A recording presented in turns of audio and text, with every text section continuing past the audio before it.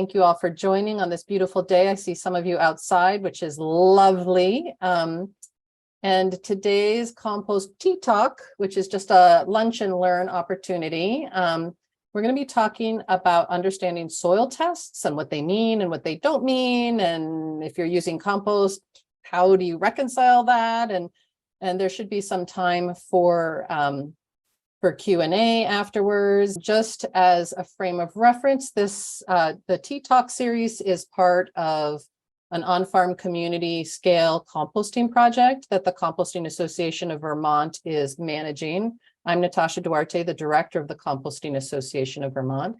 And we're working with 7 partner farmers in Vermont and New Hampshire to develop sustainable, community-oriented composting sites to manage community food scraps, along with farm residues, manures, and other organic materials. So that's sort of the frame for these conversations.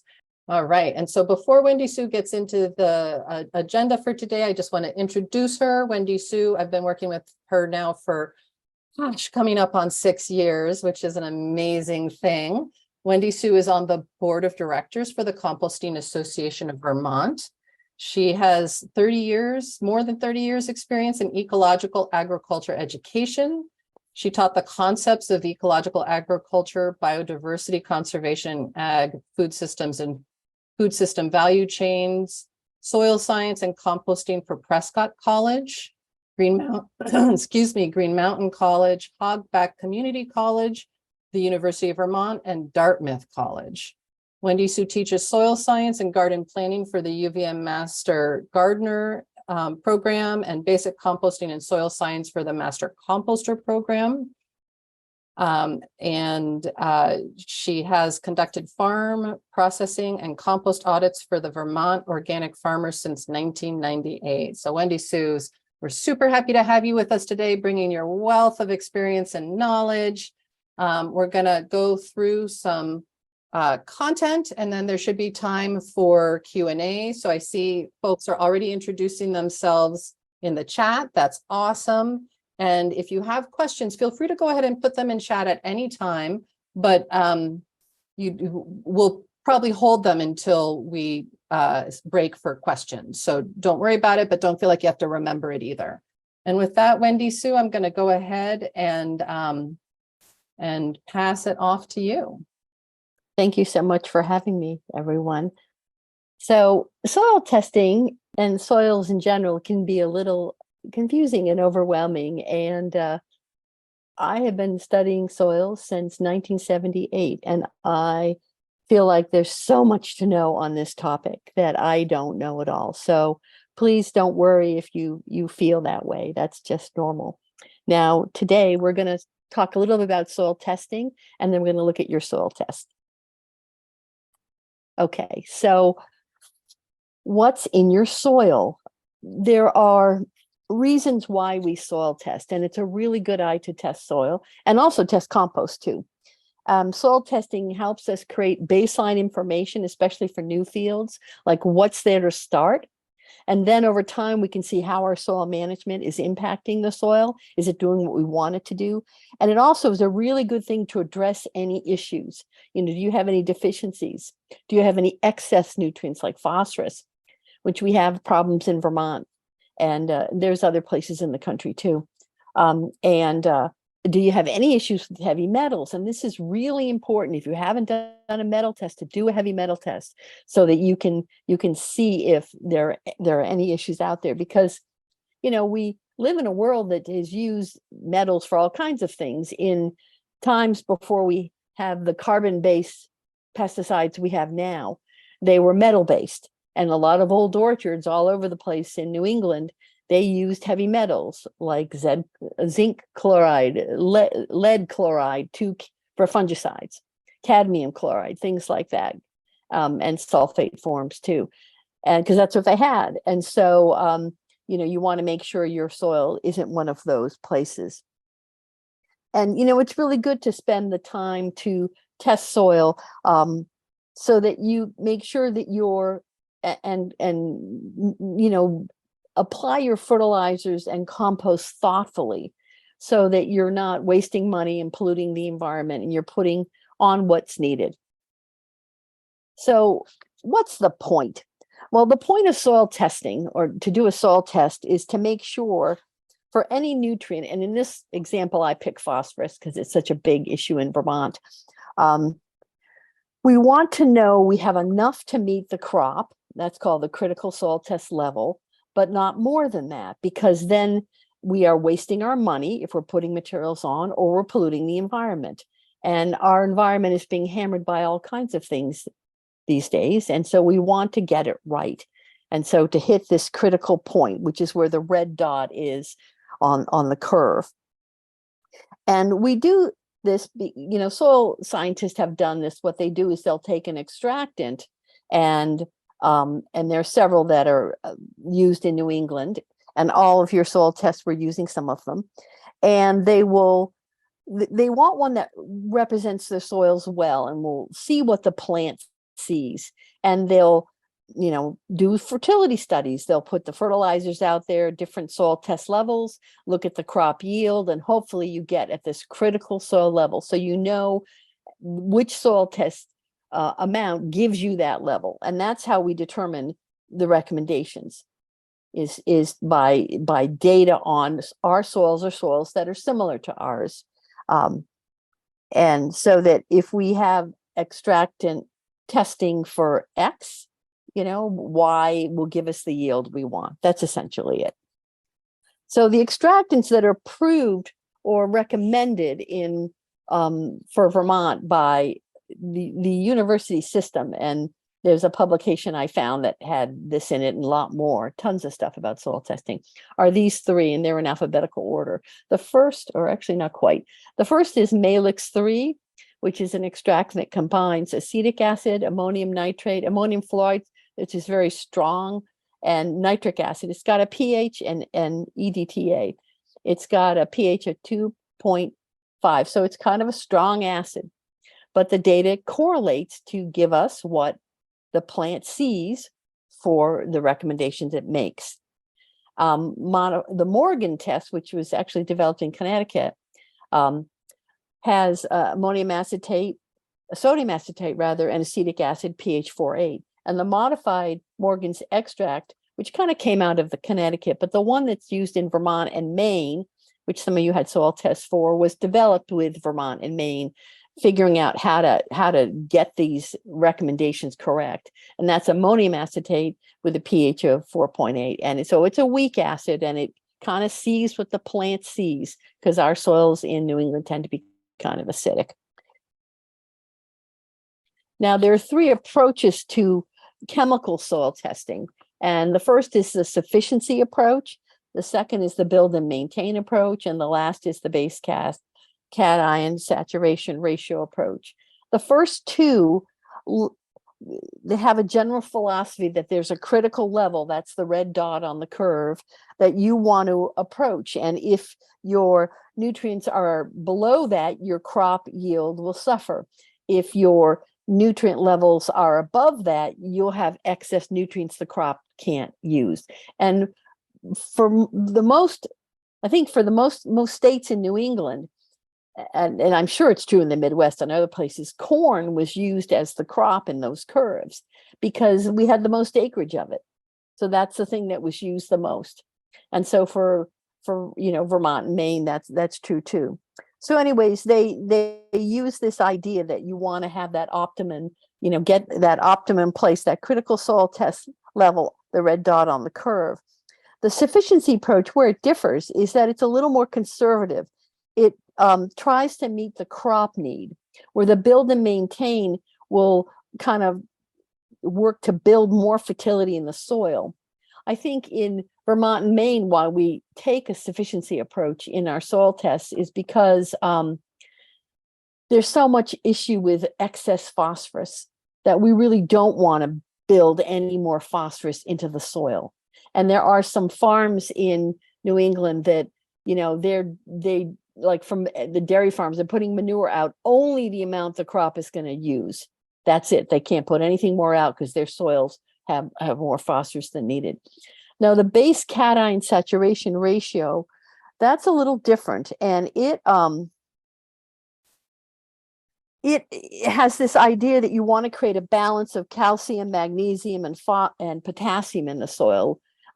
This thing was developed in the Midwest by, I believe it was the Albrecht, with Dr. Albrecht.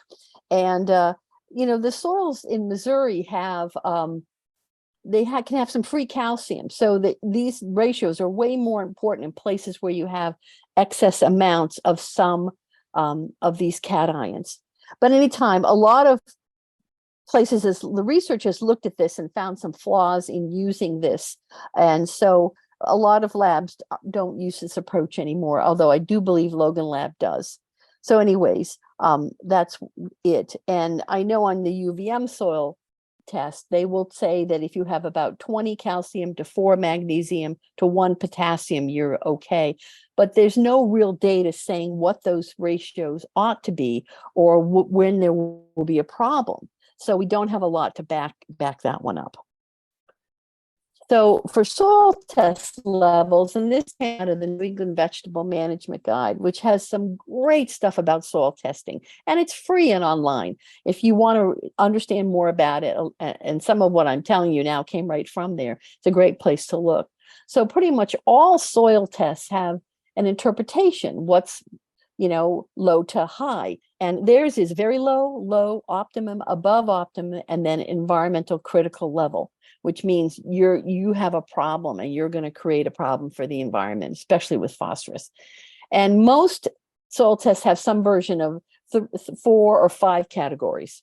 So it could be low, medium, optimum, above optimum, high, or very low, low, medium, high, very high, but it's some version of this to determine what the soil extractant means, what the interpretation of the extractant is. And so very low is that, you have a high probability that if you put that nutrient on, your crop is going to respond and do better. And as you go up to optimum, most crops will have less of a response. Above optimum, you're adequate. You don't need to put anything on. And environmental critical level is where you're creating pollution problems. Okay, I want to do a nod to the Cornell soil health test. They're one place that offers commercial soil testing that has more than chemical testing. They do physical and biological testing as well. And, you need to do things like get a soil penetrometer, part of the physical test. And a few years ago, they were doing classes, and I took one for this, and they showed farmers, I was a non-farmer, but how to do some of the analysis themselves, and provided things like pots, because the biological testing is for lesion and root knot nematodes. And they also use organic matter as an estimate of biology as well. So that's one place that's doing this.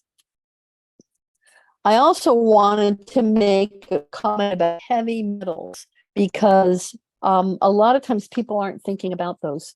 And some of the weak acids, like modified Morgans that Vermont use, is really a screen for the issue.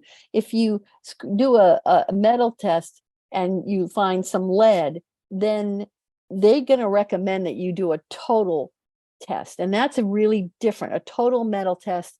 And usually EPA says you either use nitric acid and hydrochloric acid, HCl, for these tests. Strong acids, they kind of dissolve everything. They want to know the total amount of lead, because the EPA's recommendation, which this shows on what you do if you have a problem, are based on total amounts, not the amount the plant sees. And that's a really different way of looking at it.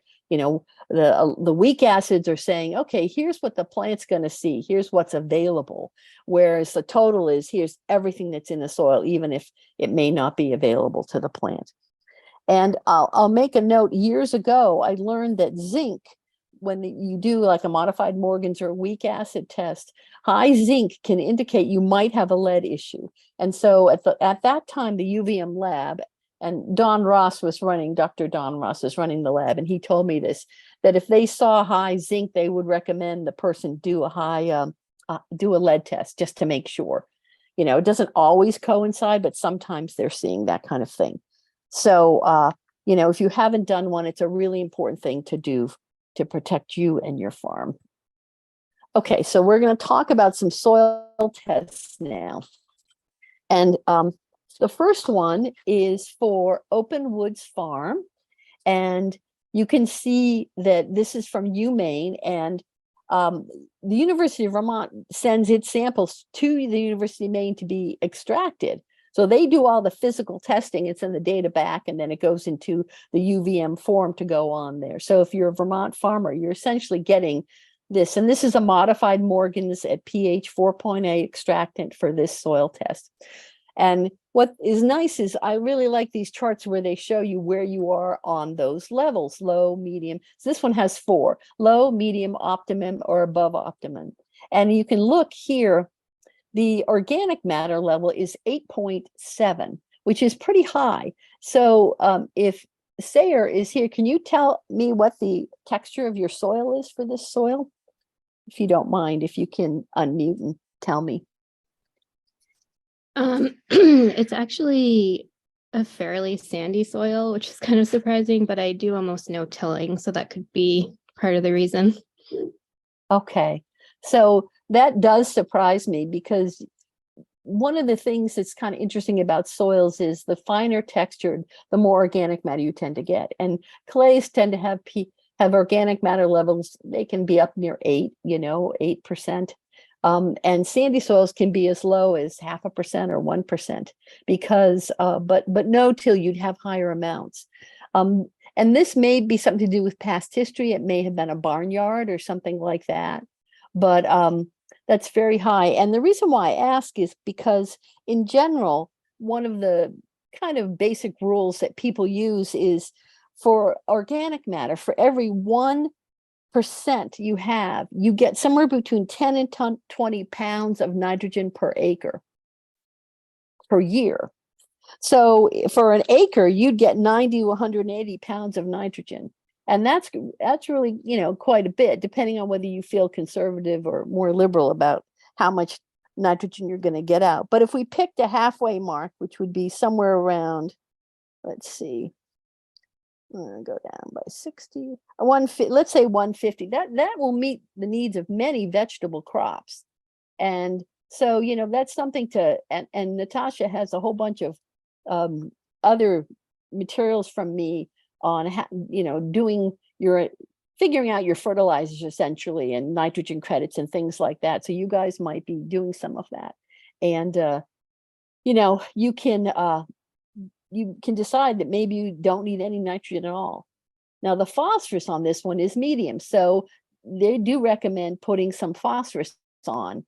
Potassium is optimum, and they recommend a very small amount of potassium. And sometimes they'll do that for starter fertilizer to get plants going when the soil is kind of too cold to, provide those nutrients for the plant.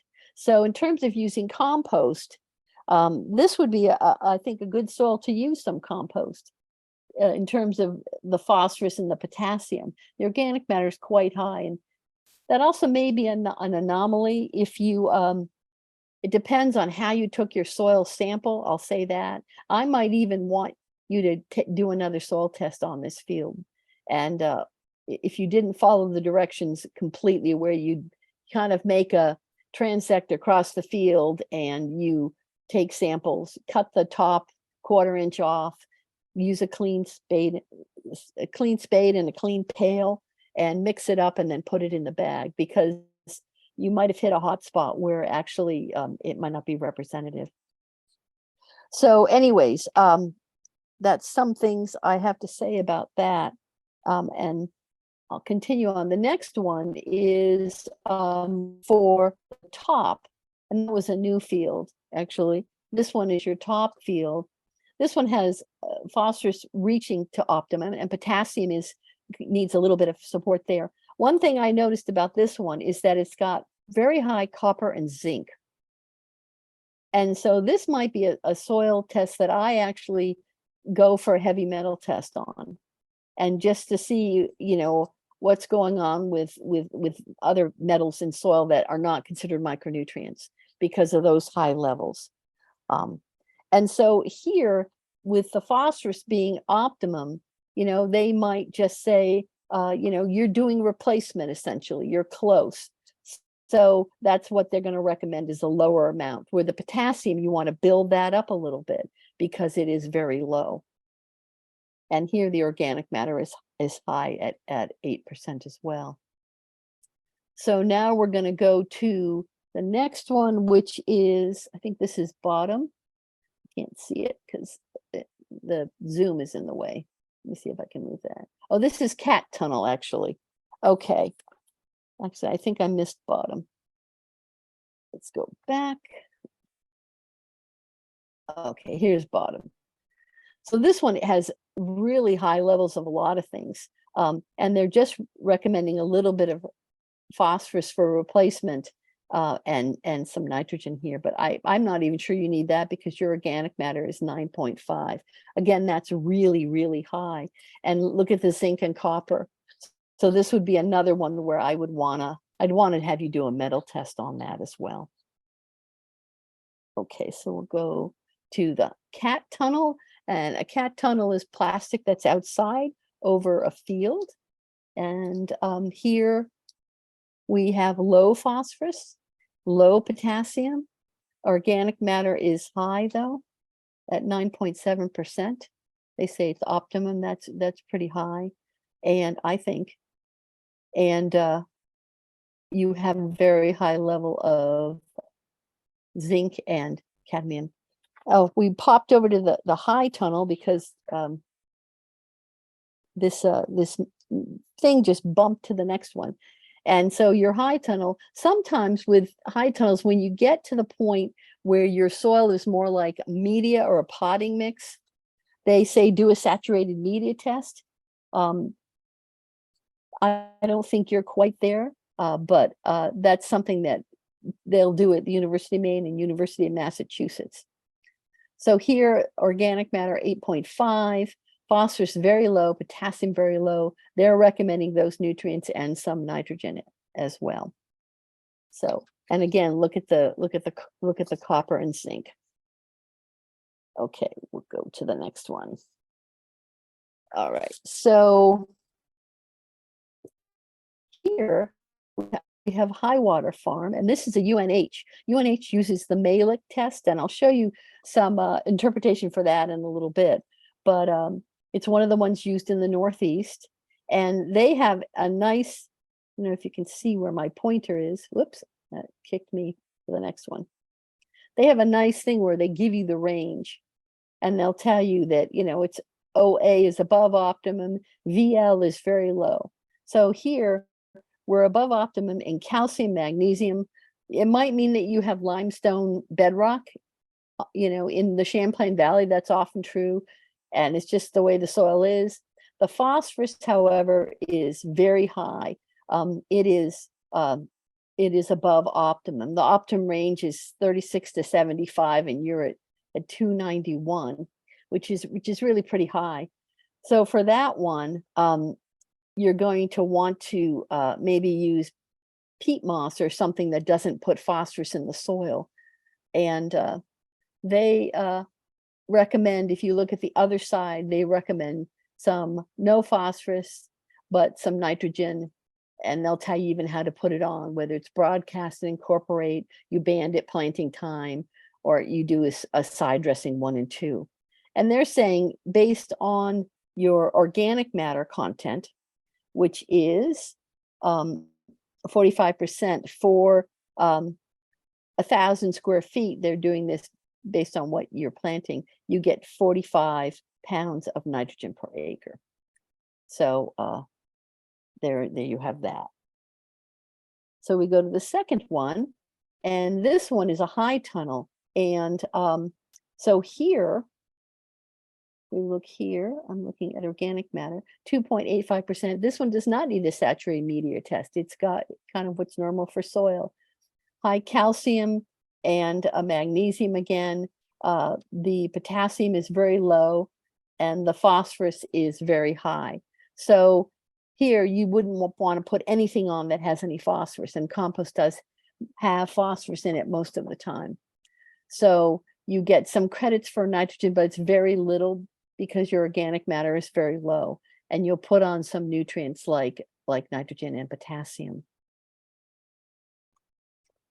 Now this soil report is for Worksong Farm, and they use the Logan Labs, which uses Malic, and they didn't have an interpretation, so I put one on there that came out of Rutgers. So here, the phosphorus, if you look at the phosphorus, and for these 3 fields, go from 293 to 133, which most of that is high for the or very high for the phosphorus. So you've got high amounts of that. And then for potassium, we've got somewhere between 235 and 200. So that is either high or very high as well. And then the calcium and magnesium also fit those categories. So for this soil, this is one where you probably would not want to put any phosphorus on, because you are so off the charts with the phosphorus, which would exclude using compost, because this soil is so high in that. Organic matter content is 7 to 6. And so either this has a lot of organic matter added to it, or it may be a clay soil. Those would be kind of normal for a clay, or maybe even a silty loam soil. You can have somewhere to 5 to 7 sometimes in those. And that's based on Vermont data that I've seen. And then let's see, did we go to the next one? Sorry, I got to move my Zoom thing out of the way so I can get to the clicker. Okay. So here's the next one. And let me move this again. Okay, and this also is, this one is our high tunnels. So these have, especially the first one, see that 10.76, that's really, you should probably be doing a saturated media test for that, because this is sort of becoming a potting soil because of the amount of organic matter that's been added to that over time. And here our phosphorus level are way off the charts. I mean, every single one of them is really very high, I believe. Yeah, they're all above that. And then the potassium going from 200 to 290 is also either high or very high as the calcium magnesium. So I didn't see recommendations here on what you should do, but it seems to me that you have very high levels, and this is a high tunnel. So what might be useful is to retest these, especially number 1, using a saturated media test and see what they recommend, because you kind of had created a potting soil in this one place. All right, so we're going to go on. So quick question there. This is Dan Kilray. Those are my soil test results. Sorry, Sure. my voice is kind of weird. I have a weird virus going on right now. That's okay. So according to this, they say the potassium levels are low. Is that because it's Logan Labs and they use the base saturation method? It might be. It might be that they use the base, you're right, that base saturation method. So they're trying to kick the potassium to match the calcium and magnesium. And you know what I would do if I were you, and this was my soil test, I would do a little experiment on something that tends to show potassium issues. Maybe, I'm trying to think of a plant. I know that some alliums get tip burn if they don't have enough potassium. So, and I would follow their recommendation, and I would compare it to this Rutgers thing, you know, with maybe you don't need to add any, and see if you can see a difference in how the crop benefits. Because, and are you on limestone bedrock where you're located? Limestone bedrock? I don't think so. Okay. We're no, we're granite bedrock. So then the calcium magnesium must be from stuff that you've done yourself, right? You've added Yes. some things to it. So you've kicked that up there. So they're trying to push the potassium up there as well. but it is excessive in terms of what Malick thought, the people who developed that test. So, but I think the best thing farmers can do is say, okay, well, let's see, do I really need to spend the money on all my acreage to kick the potassium up more? And make sure you have a couple reps, like 3 reps of each, one where you follow the Logan lab and one where you follow what Malick said. And and see if you can tell a difference. And if you can't, then that's information for you. Win Way, who I think he's still alive, he was an extension agent in the 60s, 70s, and 80s in Vermont, when people were using chemical fertilizers and manure. And way back when, we kind of blew it with farmers. It was the academia, extension, the farm press, USDA, all of us. And people were saying, put on the manure to get rid of it and still use the phosphorus fertilizers. So one of the reasons we have high phosphorus on our soils is because they weren't counting the value of manure. That took a while for us to figure out. But he used to do something really interesting. He would say to that farmer way out, when you're doing this 20-acre field, at some point in the middle of the field, turn off the fertilizer spreader and just plant your crop for a while. And if you can't see that spot later on in the season, it means you didn't need any of that fertilizer. And, there's no use in spending money that you don't need and increasing nutrients that might enrich and harm the environment. So I think farmers can really sort of sort this stuff out with their own crops on their own soils by doing a little bit of an experiment. And that could help you understand, what you need to do. So that's all I have. And I think Natasha's going to come back. So I think we can stop sharing screen now and open it up to more just discussion and Q&A. One of the things that I wanted to be sure that we touched on was that when we talk about using compost, it is important to have some idea that the compost is finished and cured. There are some instances where we can certainly utilize compost that is finished, but not, which means all the material is broken down, but maybe it hasn't had as long of a cure time. I'm just going to let me see if I can, no, all right, I'll just leave my camera off because that's better than a white box. And so I just want to, we've been going over that and we'll provide a little bit more information on the toolkit about understanding when compost is finished breaking down, but you don't want to, you can run the risk of, if there's nitrogen, of having, of burning plants, burning roots, if you incorporate it too soon. If there's excess carbon, those microbes might be stealing nitrogen to try to continue breaking down the carbon that's there. So those are things to keep in mind. But if you want to put it, I know a lot of the folks I work with will put it out in the, really close to finish, if not finished compost on their fields in the fall when they're sort of putting things to rest. And then by spring, it's totally ready to plant into, or you might want to choose how you use it a little bit more strategically. One of the things that you really get from curing it is a greater diversity in the microbial biomass that's there. So a lot of those mesophilic organisms come back in, the pH is more neutral. It's just sort of overall a more sort of comprehensive addition to soil and to fields to grow in. There are some phytotoxins that may still be present in finished compost that work themselves out through the curing process as well. So these are things to keep in mind. And then also just a plug to do bioassays especially for folks who are new to using compost. It's great to pot some up, make a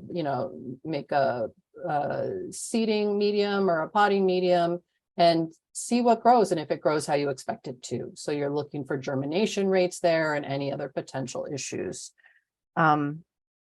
And then the last thing I say before I open it up, there's a couple other things that I want to be sure we touch on, but we can certainly have conversation in the interim. But I just want to let everyone know that Wendy Sue did share a number of fabulous handouts for me that get into the math more, get really into the more comprehensive stuff that we can't really cover all of in just an hour-long tea talk, but they'll be posted along with the recording of this on the On-Farm Composting Toolkit site. So I have a question. Yes. I might have missed it earlier, but which test does UVM do, of the 3 different tests? And is it like, do you think it's better to send it to the UVM or to Logan Laboratories, or like, what is your recommendation? So the extract that UVM uses is modified Morgan's at pH 4.8. It's a weak acid. I Okay. know it's been, Vermont soils were used to work the kinks out and figure out how this one would work. Maine and UVM actually worked together, UMaine, when they developed this a number of years ago. It's the one I use, and I use it because I understand it. And also because it is affordable. And there's a price that comes with doing tests of compost and soil. And I think the last time, I don't know what the price is now, but the last time I did it, it's $14 a test, and it includes organic matter, micronutrients, pH, all the macronutrients, and stuff like that. So, that's all important. And I did do a metal test years ago, partly because when we moved to our house, we live in Moncton, Vermont, and we were taking apart the compost pile that was here, and I was finding tires, wire, plywood, and I'm like, what were these people doing, And I wanted to know if we had a metal issue. So I did it, and we didn't, but it was, I really wanted to understand that. And that was their compost pile. And maybe some of that stuff was just holding it down or keeping the water off, but it just got composted after a while. It's not like they were doing anything malicious or anything like that. So I like UVM for that reason. And, I do 2 soil tests. I have a garden that's, I don't know, maybe it's 60 feet by 30 feet. It's not necessarily rectangular, but that's kind of what it is. And, I do half, because one half we did for a long time, and then we made it bigger. And that way I'm doing 2 tests every time I do it. And that can really add up, over time. And we like to test the peony garden every once in a while, and, stuff like that. And so, I take the price of it into account, so that's why I use it. Great, thank you. Got a question. Yep, Kat, go with your question. Then we have a question in the chat from Dan. Oh, great. I'm curious about microbes, and with what we're learning about the soil food web and microbes partnering with plants and exudates and getting nutrients with their protein-based acids that they produce and bringing those back to plants, and then thinking about the compost we make, and high quality compost would have a range of organisms, protozoa, nematodes, etc., that would do the nutrient cycling. So I'm wondering, how does that reconcile with all of the recommendations for chemical and physical properties? Okay. And I know that's a big question. Let me make sure I understand it. I think, I guess, when I think of the system of soil, I want to understand all of it. And so chemical analysis is a part of that. And, there are some plants that can kind of indicate one thing or another, but I've never met anyone who was expert at reading the land and was able to say, given what this is growing here, this soil is high in X or low in Y, that kind of thing. There are some plants that really do a great job existing on soils that have metals like nickel and magnesium. That would be the maidenhair fern. You find it specifically up in the Northeast Kingdom of Vermont, where you have those soils that have nickel and magnesium in them. But, so it's information. I take that as information. I want a soil that's biologically diverse. Compost helps with that. And thank you very much for Natasha for adding that stuff that I missed, because that was really important to talk about cured compost. And, you don't want compost to be too old either. And Woods and Lab has, and I think it's sort of expensive. Last time I looked, but has a compost maturity test that you can get. It's like a little gel pack attached to a plastic thing you put into a bottle, this wide bottle with compost in it, and it will tell you the level. If it's too mature, you've kind of gone past the time of biological activity. So you want to hit it just right. You want it cured, but don't let it sit for 10 years, that kind of thing. But if we do that, we're adding compost to build our organic matter, and we have a good level of that. And we address nutrient issues with our soil tests. And we maybe go out there with a penetrometer for a farmer. Because in Vermont, Vern has one he'll loan out, Vern Gruvinger, our extension agent down in Brattleboro. He'll loan it to farms, and and he's tested a lot of farms. He's gone out and put that in there and found most vegetable farms in Vermont have a plow pan from using the same equipment every time. And it just creates that. So, but if you do the best you can, then you're going to create the best environment that might have some of these partners with plants. And there are, it's an amazing world out there when you look at these microbes that help plants and live in the root zone. And I also think that fungi are incredibly important too, in terms of mycorrhizae and in working with plants as well. And I would say, we maybe understand a minuscule amount of what really is out there. It's an amazing world, and we don't know that much about it. I feel like I know so little that I maybe shouldn't even be standing here in front of you, because there's so much to know. And I just want to say hi to Juan, because we haven't seen each other in a while. That's all. Nice. Hi, Wendy Sue. That was great to see you and to hear you again. I have a couple of questions, of course.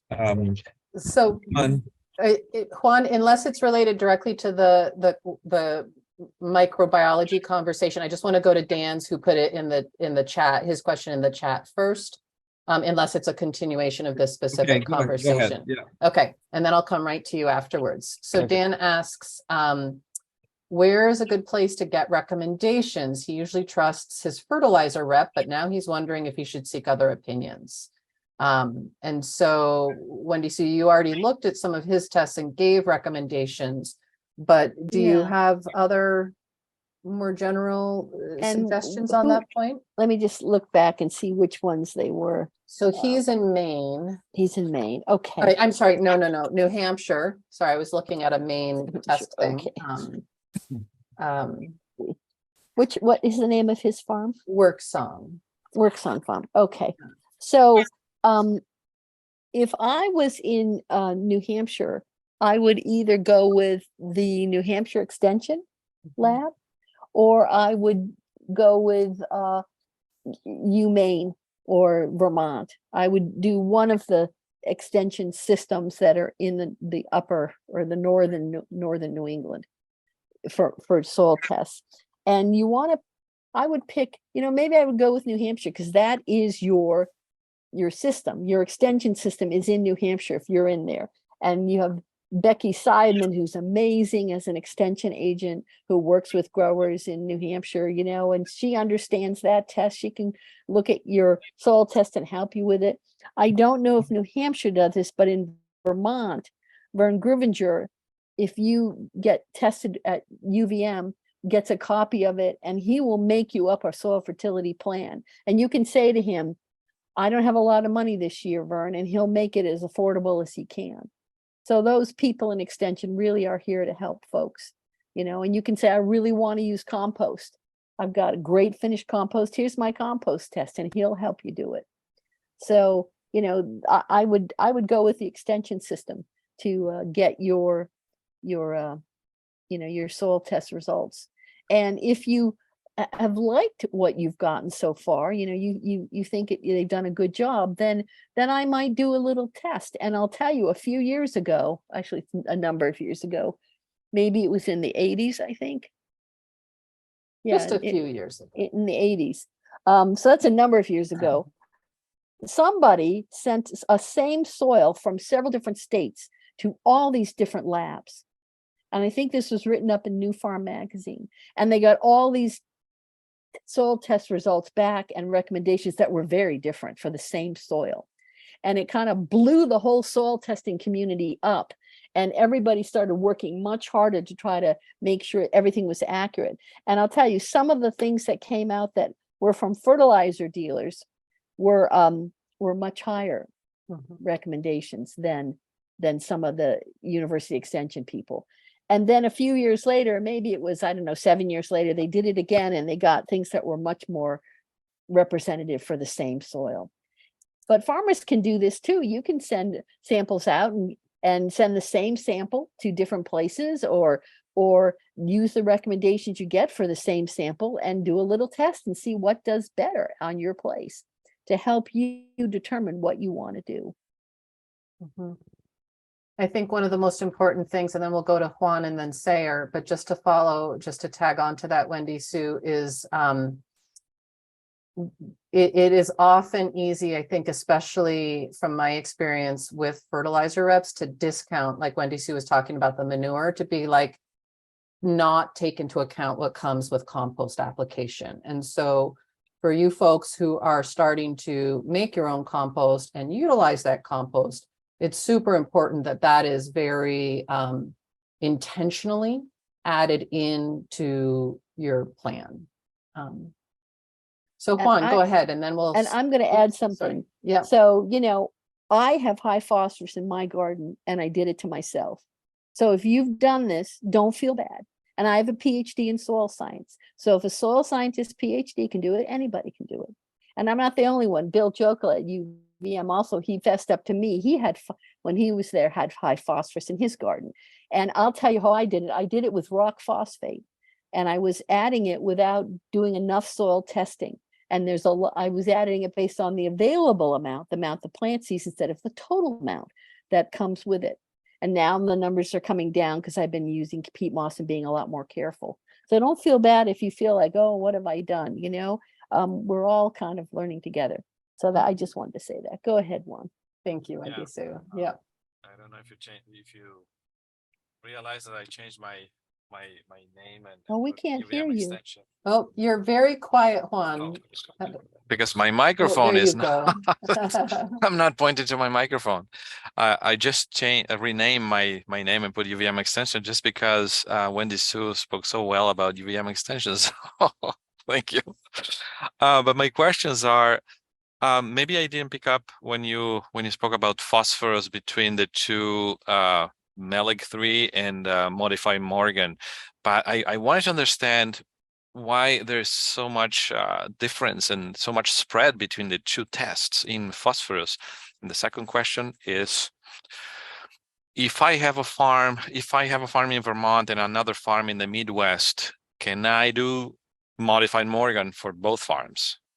So, so for your first question, what I would say is, the Malix test, Malix 3, is a pH of 2.5, I think it was. 2.5, I think. It's very acidic, where Modified Morgan's is 4.8.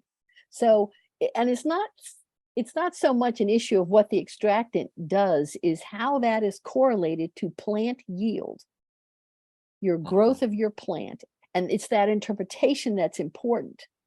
Because I mean, there are some places that actually use Coca-Cola as a soil extractant in the world, that for non-phosphorus things, for metals and things, because it has phosphoric acid. I believe I've been told that. But so, you can use anything as an extractant. The important thing is, how does that correlate with your soils for yield data? And that's, the extractants are very different. So that's why there's such a difference in them. And the interpretation is important, because if you could make it a soil extractant that dissolve the soil into nothing, but how useful would that be? Because the plant can't see all that. Right. The plant only sees what's available. So weak acid works better. Now for the Midwest, I don't think I'd use modified Morgans. I'd use what they're using out there, because those are the tests that were developed for their soils. Mhm. And so I guess there's a little bit of a regional approach. And if I was out even further west, like, out in California, in Salinas, they have a lab that deals with salty soil, Mhm. Because they have salt issues. They don't have the kind of water we have. So they have a whole nother layer where they're dealing with electrical conductivity for real. How Yeah. salty is the soil? And we don't have that here. So, you kind of have to look at it from that approach, I think, or at least I would anyways. Thank you. Thank You're you. Sayer in the chat said that UMaine does a metal screen for their standard test. Let me see if I get them right. Cadmium, chromium, nickel, lead. I think those are the right Excellent. names. And that she's always gone with this. No red flags from UMaine. Would you recommend a separate heavy metals test? No, if they're doing it, then you've got it done. So this question is about labs. I read those research papers too about the discrepancies between labs, and because of that, and also because of the regional considerations you mentioned, that tests are developed regionally, and also because it's important to support your local lab. I choose a lab and then stick with that lab. So that's been my understanding of the way to use soil tests, is really helping us to understand change over time. So getting a baseline when you start and then using the same lab to continue, which I find to be less confusing. And I just wondered I think you've already said it, but I just wondered if you could confirm that that's a good way to go. Yes, that's a great way to do it, so that you can see what's changed over time, so and get that important information. What has your management done? Thanks. Yeah.